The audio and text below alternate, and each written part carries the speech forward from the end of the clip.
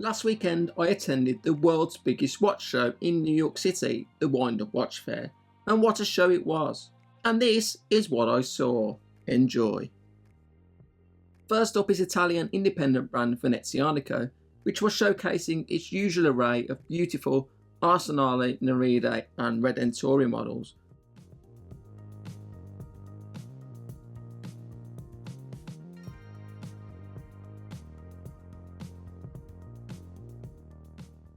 But the real highlight was the Redentori Utopia, which looked absolutely stunning in person.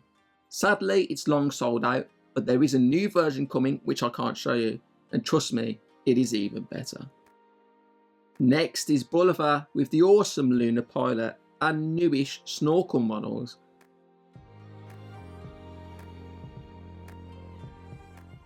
And recently revived Caraval subline. All really decent stuff, but nothing I got truly excited about. Now we come to the first of many British brands at the show, Fairer. Like many brands, they were exhibiting new watches, but I'm not allowed to show you those. So I'll just show you my favourites from their offerings, which were these beautiful Chronosport hand-wound mechanical chronographs. From the UK back to the USA with Dufresne watches out of Texas and these lovely hammered dial watches.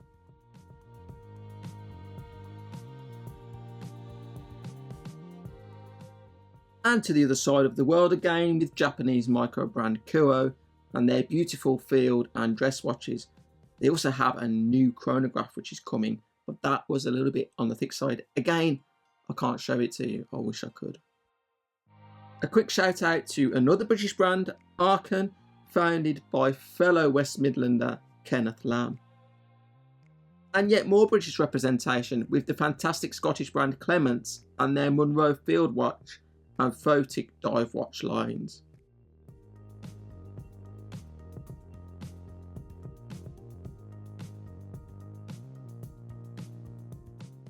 Now we get hands on with Verlon Mari's Disco Volante watch, which looked incredible.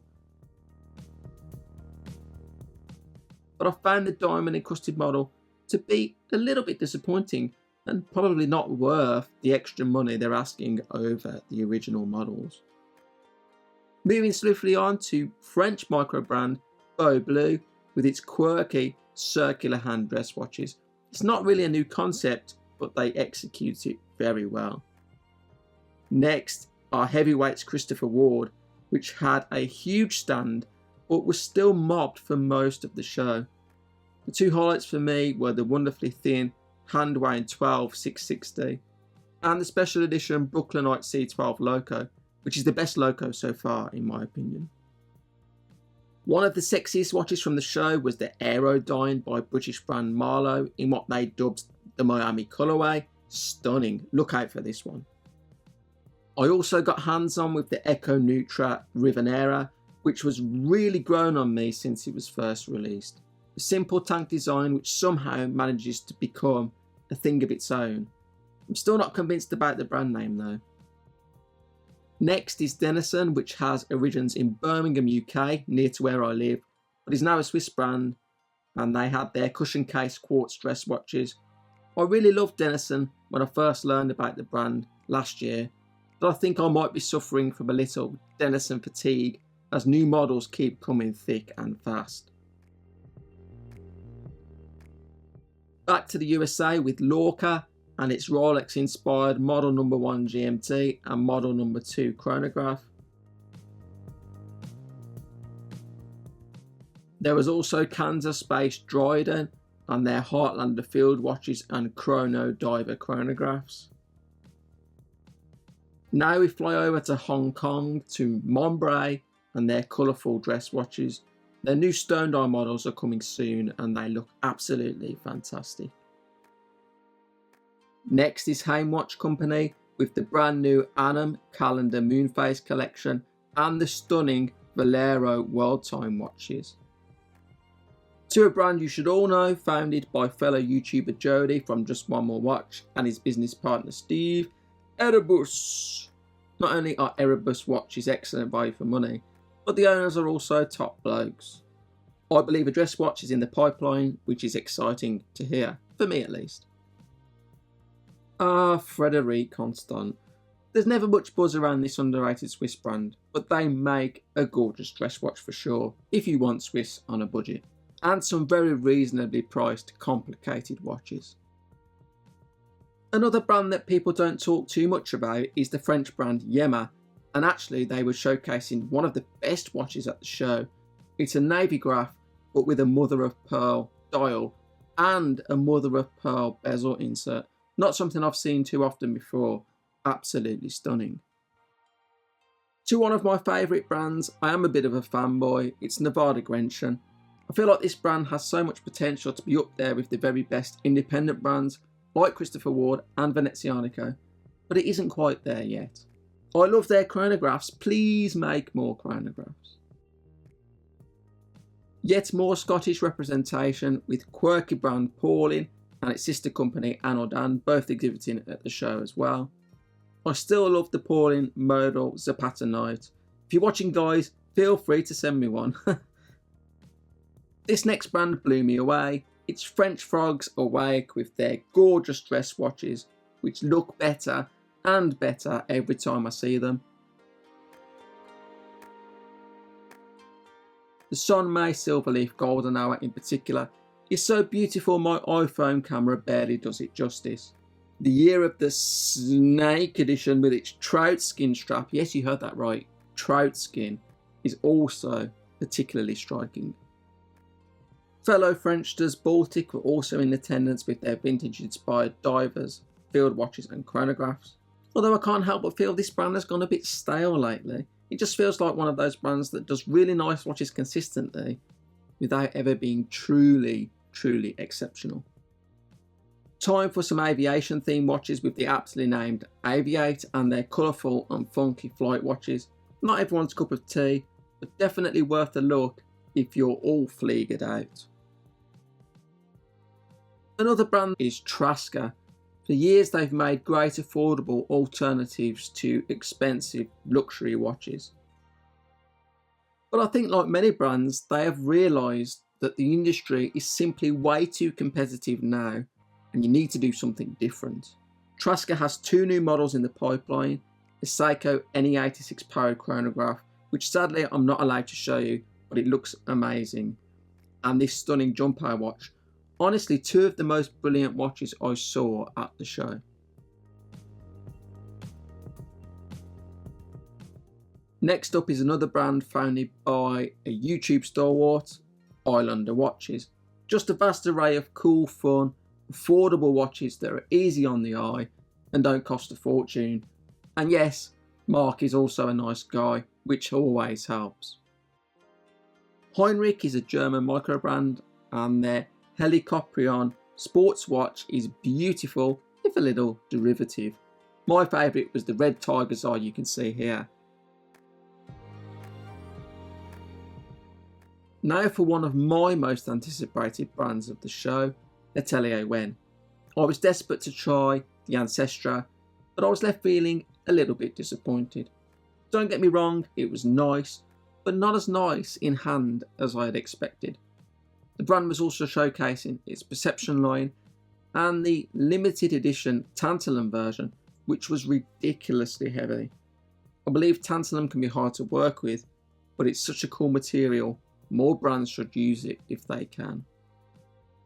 Italians HTD were in attendance with their racing inspired chronographs, including the Hessograph Miami Vice, which I have pined after for ages but haven't managed to pull the trigger on. They also had some new divers on show and their incredibly thin tennis collection of everyday watches. Next up is Monta with their classy everyday watches and divers. Just another great alternatives brand, but there's nothing in their collection that really gets my juices flowing. I don't know what you guys think. Studio Underdog were the talk of the show with their limited edition collaboration with Fiers, the Manhattan. But for me, the wider release Mimosa stole the spotlight with its hammered sapphire dial. I spoke with founder Richard Benck, who said that the Mimosa will be the last in the cocktail series, which if true is a real high to go out on.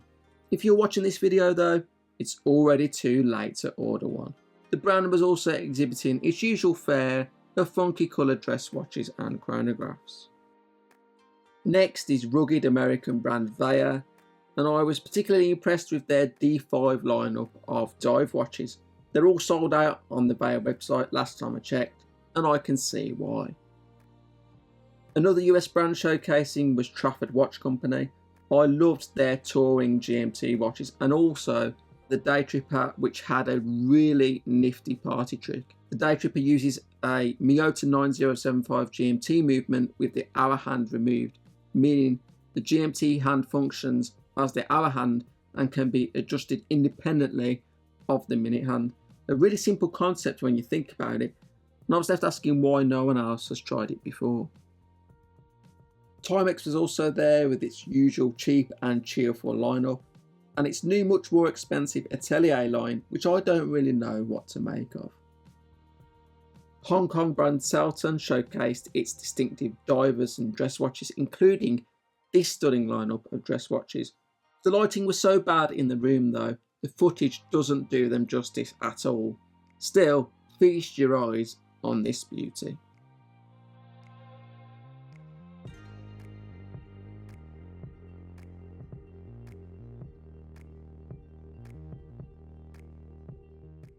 Hanhart showed us this beautiful pair of dress watches.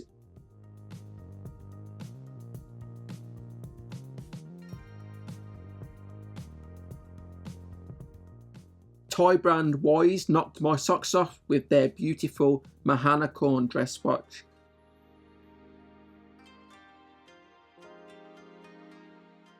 And another Seiko NE86 powered chronograph, the Adamascus AD8, especially this one with what I thought was a light brown dial, but Wise actually describes as light pink.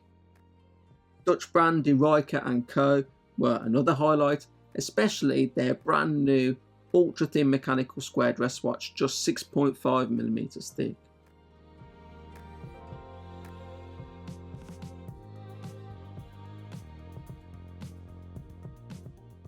Serica was showcasing their brand new linen dial variants of their Parade dress watch.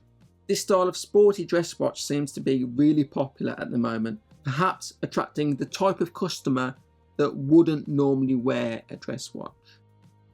American Zerich debuted their crazy looking Omnigraph. I have no idea what's going on the dial, but it looks awesome. Far and Swift had these funky Casio looking digital watches and they were only $35. Then there was Stram with their Jan Mayen sports watches. A lot of brands seem to have copied these textured dials, but Stram, if not the first, were one of the early ones to do it. Tipsin was yet another American brand with their quirky divers and field watches. One of the obvious benefits of travelling to the US for a show is seeing all the US brands that normally won't make it over to the UK or Europe. Tweed's Braveur were a bit of a hidden gem with their cycling inspired watches. I especially loved their Grand Tour chronographs, specifically the La Corsa Rossa, which looked gorgeous. Swiss brand Simier had these funky but chunky chronographs. And it would be remiss of me not to mention fellow Brits Duckworth Prestex, especially the gorgeous Parker dress watches. I really hope they continue to push this line. Well, obviously this was just a very brief overview of what was 3 days of watch overload. There were some brands I didn't get to see, or just some brands I wasn't that interested in, so if one of your favourite brands is one of those brands, then I'm sorry about that. The lighting was also pretty bad and it was very busy at times. So looking back, I can see that some of the footage was rushed and not as good as it could have been. So I'll definitely learn from that. If you would like to see a more comprehensive video, you know, looking at every brand, every watch, talking to the owners, then that's something I can do. Just let me know in the comments down below. And also if you've got any questions about anything in the video, then drop them in the comments below and I'll try to answer them. Otherwise, just head to the manufacturer's websites or social media pages. I'm sure you'll be able to find out what you need to know there. All in all, it was an amazing trip and I met so many great people, and I can't wait to go back and do it again sometime soon. That's all I've got time for today. Thank you for watching, and I'll see you in the next one.